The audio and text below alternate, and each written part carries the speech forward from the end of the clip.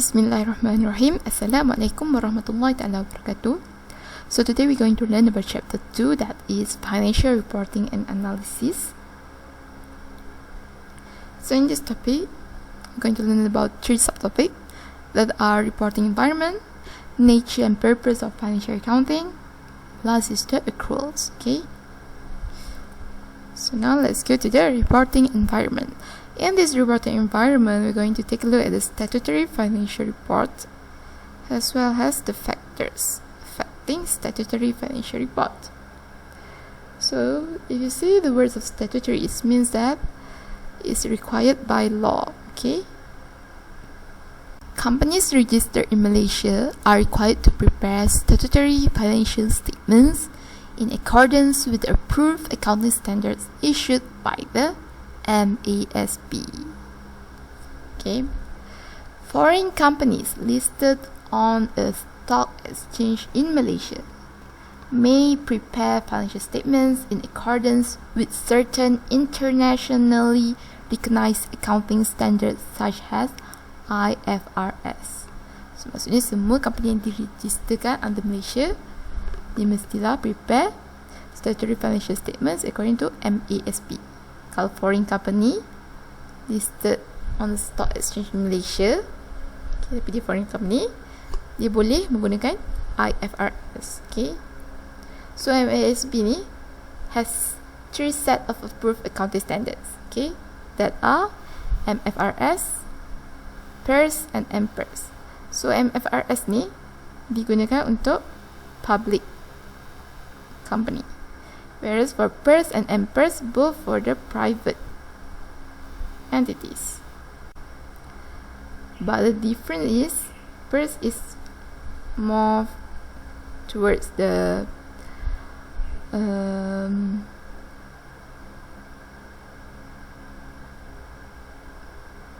PERS use the concept of reporting currency for translating of foreign currency transaction.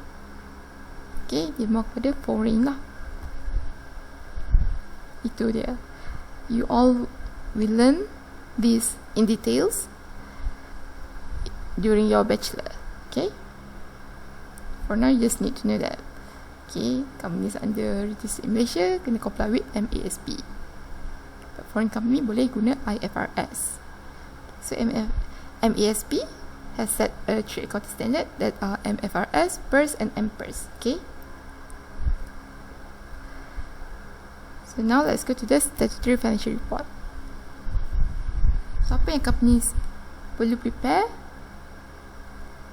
ialah Form 10K, Form 10Q, 20F, Form 8K, 14A, and other Securities Exchange Commission filing. Besides that, earning announcement. Okay, earning announcement. Oh, warna putih ni. Earning announcement. Okay, tengok. Okay, this one I want you to refer to the textbook, page 70, the exhibit 2.1. Okay, itu semua dia ada. The description, important content lah. Just perlu baca je lah, nothing much. Okay. So dekat page 69, anak you all baca juga earning announcement, the first paragraph as well as the third paragraph. Okay. Maksudnya apa itu earning announcement and what is the pro forma earning, just for your general knowledge. Okay. So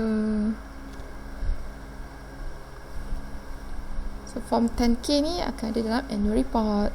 Form 10Q ni pun ada quarterly report. If you nak tahu lebih detail, boleh Google. So form 10K ni is a detailed picture of a company's business. Sebab tu kita perlu buat 10K ni.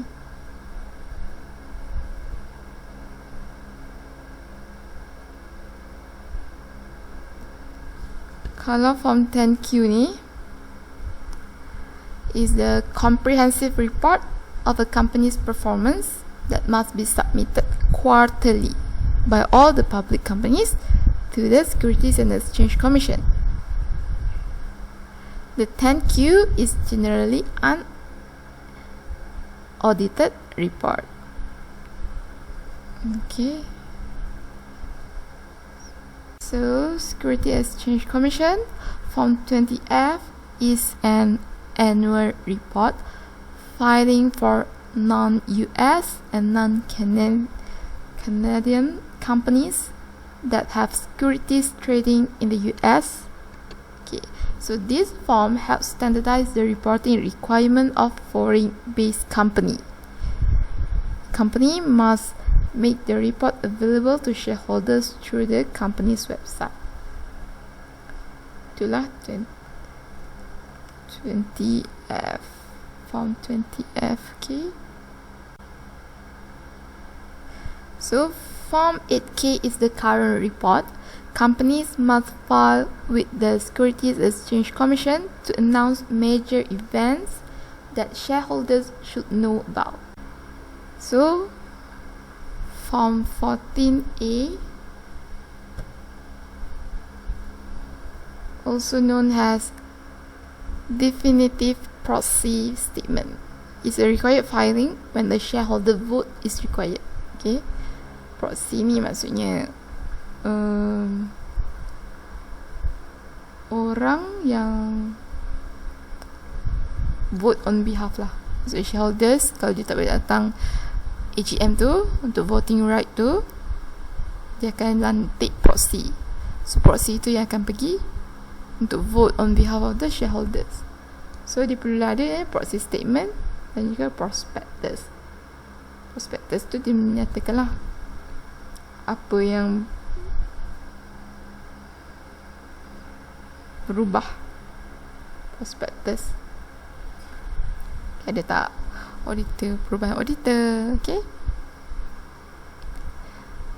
and then the earning announcement yang you all perlu tahu ialah earning announcement ni biasanya company akan buat sebelum final financial report dikeluarkan. So dia akan announce yang company dia ni bagus lah, maksudnya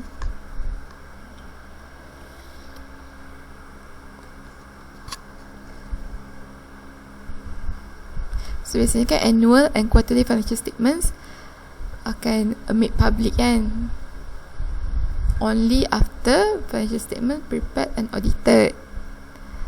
Okay, tapi companies ni, almost all company, dia akan release key summary information to the public.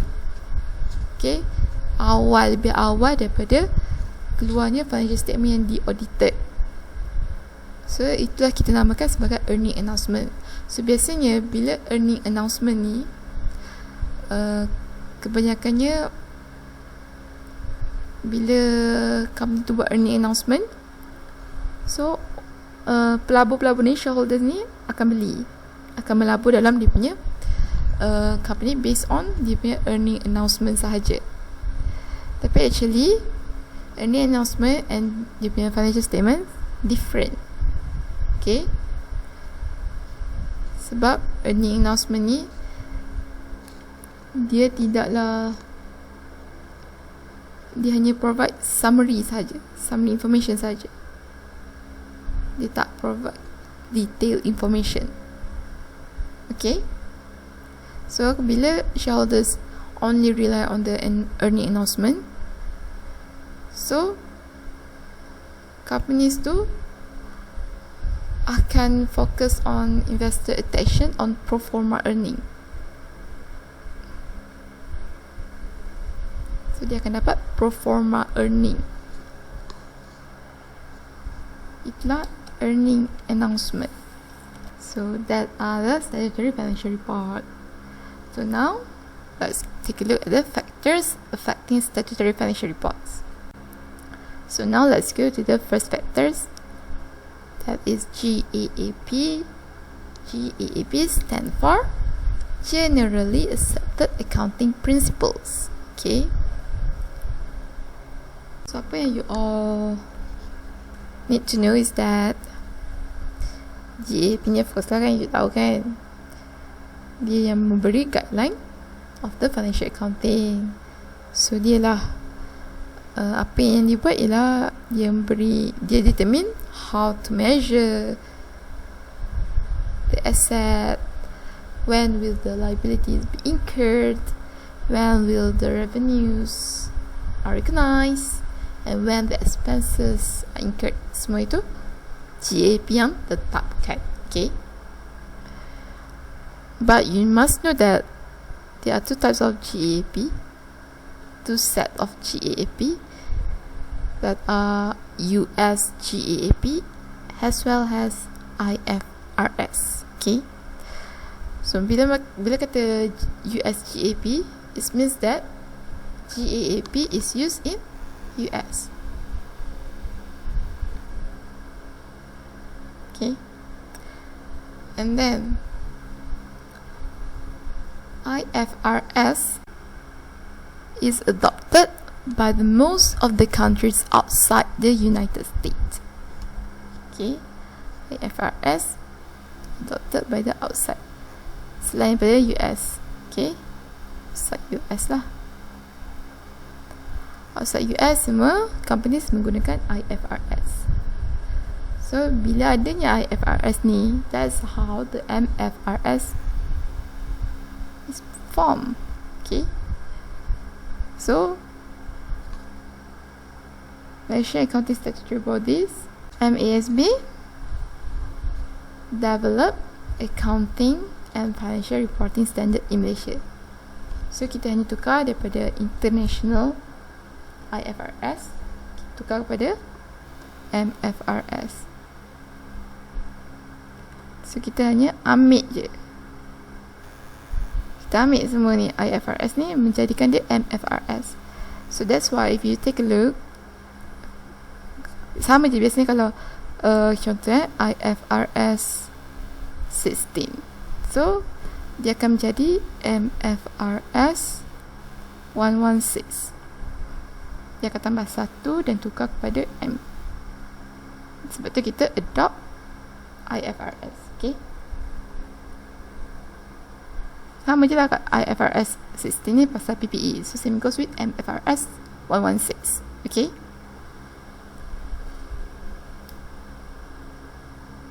This one. Okay. So the next factors is the managers. Okay. So managers ni very important. Okay. How managers can affect the statutory financial reports is that the second factor that affecting the statutory financial reports is managers. Okay. So manager responsible for a fair and accurate financial report. Manager have ultimate control over the integrity of the accounting system and the financial records that make up financial statements. Okay. Recognizing this fact, the Sarbanes-Oxley Act 2002 requires the CEO to personally certify the accuracy and veracity of the financial statements. Disebabkan kepentingan manager ni lah, so Sarbanes-Oxley Act ni dia suruh CEO untuk certify yang bahawa financial statement tu accurate dan juga veracity tu truth lah. Okay, tepat dan benar. Okay. We know judgment is necessary in determining financial statement numbers. While accounting standard reduce subjectivity and arbitrariness in these judgments, they do not eliminate it. Okay, sebab adanya judgment, So dia pun telah mereducekan subjectivity and arbitrage, tapi dia tak eliminate. Okay, so the exercise of managerial judgment arise both because accounting standards often allow managers to choose among alternative accounting methods, and because of the estimation involved in arriving at accounting numbers. Judgment in financial accounting involves managerial discretion. This discretion improves the economic content of accounting numbers by allowing managers to exercise their skilled judgment and to communicate their private information through their accounting choices and estimates. So, nampak tak kenapa manager merupakan factors that affect the statutory financial accounting? Sebab manager yang buat keputusan, manager yang buat judgement, manager yang buat choice dan juga estimate tu. Okay, for example, manager could decrease the AFTD based on inside information such as the improved financial status of a major customer. Okay, too many managers abuse this discretion to manage earnings and window dress financial statement. Okay, kenapa dia abuse this managerial discretion? Sebab manager ni dia oppose a standard that decreased reported earnings. Second, they oppose increased earning volatility. And third, they oppose discloses competitive information about segments, product or plan. So bila berlakunya ketika ni, dia akan abuse lah dia punya managerial discretion sebab dia nak window dressing, dia nak mencantikkan dia punya financial statement. Okay, that's how manager can affect the statutory financial statement. So now we go to the third factors that affect the statutory financial reports, that is monitoring and enforcement mechanism. Okay, a monitoring and enforcement mechanism ensure the reliability and integrity of financial report. So maksudnya, dengan adanya monitoring and enforcement mechanism ni boleh memastikan yang kita punya financial reports reliable and integrity. So the importance of this mechanism for the credibility and survival of financial reporting. So dalam monitoring and enforcement mechanism, so now kita akan tengok how auditors, corporate governance, Securities and Exchange Commission and litigations affect the statutory financial report. Okay, so auditor ni macam mana dia affect dengan mengeluarkan audit opinion dia. Okay, so auditor akan keluarkan sama ada unqualified opinion, qualified opinion with modified paragraph, adverse opinion and disclaimer opinion. Okay, that is unable to determine the overall financial statement fairly presented due to limitation on the scope of audit. So for example, kita tengok pada IJM Corporation, apa ni auditor dia, our opinion. So auditor dia PwC give a true and fair view. Bila dia bagi true and fair view, means that dia punya financial statement is quality and can be reliable. Sebab auditor will help to ensure the quality and reliability of financial statements.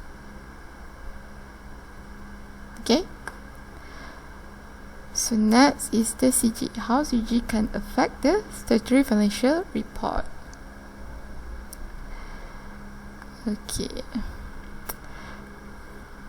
another important monitor of financial report is corporate governance mechanism within a company. Financial statements need approval by company's board of directors.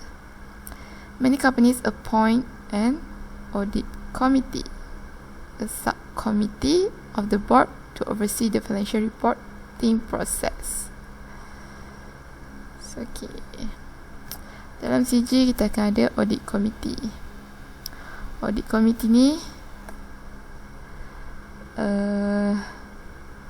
di-appoint oleh board. Because this audit committee will be representing the managers as well as the outsiders. Dalam audit committee kita akan ada internal audit. This one, auditor ni ialah external audit.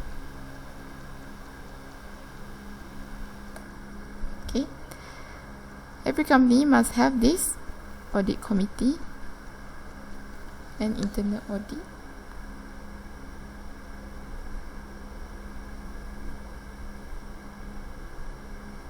So let's take a look at the function of corporate governance.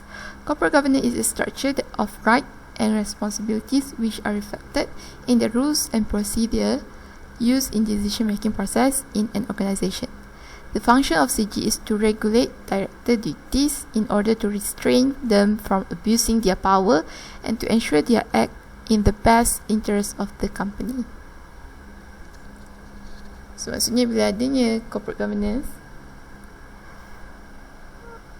boards, manager or CEO tak boleh lah nak buat suka-suka hati dia. Sebab bila adanya corporate governance ni, dia akan memantau sama ada betul tak setiap ahli dalam company tu membuat kerja dengan jujur tak.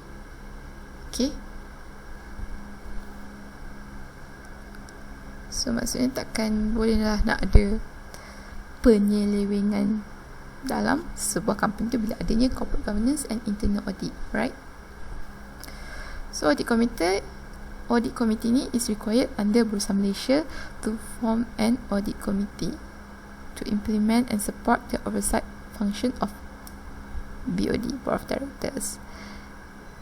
So audit committee should comprise 3 or 4 of independent and non-executive directors. Functions to assist the BOD in discharging Board of Director responsibilities relating to the internal control, accounting policies and financial reporting.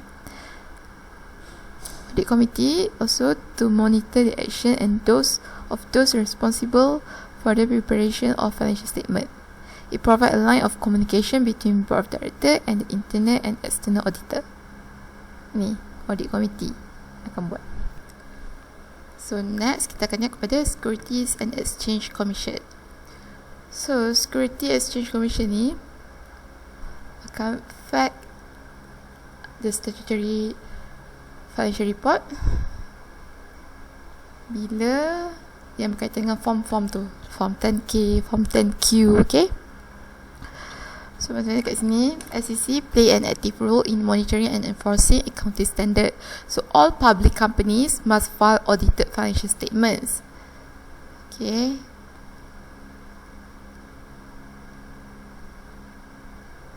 financial statements, including the form 10Ks and 10Q. So the SEC staff check this report to ensure compliance with statutory requirements. Including adherence to accounting standards. So the SEC has brought enforcement action against hundreds of companies over the years for accounting violation. Untuk pastikan semua company ni tak violate kita punya accounting standard lah. Itulah SEC. That's how SEC affect the statutory financial report. So now let's go to the litigation. Litigation ni maksudnya taking legal action lah. Litigation. So another important monitor of managers is the threat of litigation.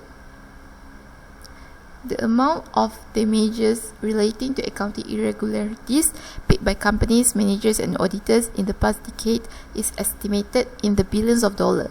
The threat of litigation influenced managers to adopt more responsible reporting practices both for statutory and voluntary. Ni lah. Bila adanya litigation ni, bila adanya law, so manager pun akan follow the statutory and voluntary disclosure of the reporting practices. Okay.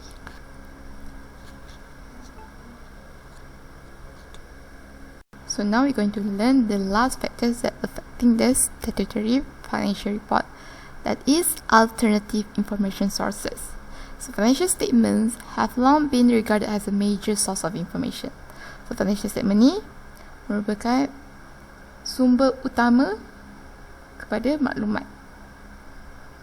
Okay, for users lah, tak kisah internal or external users. Okay, however, financial statement increasingly compete with alternative sources of information. Okay, so one major source of alternative information is analyst forecasts and recommendation. Another source is economic, industry and company specific news. With continued development of the internet, information availability for investors will increase.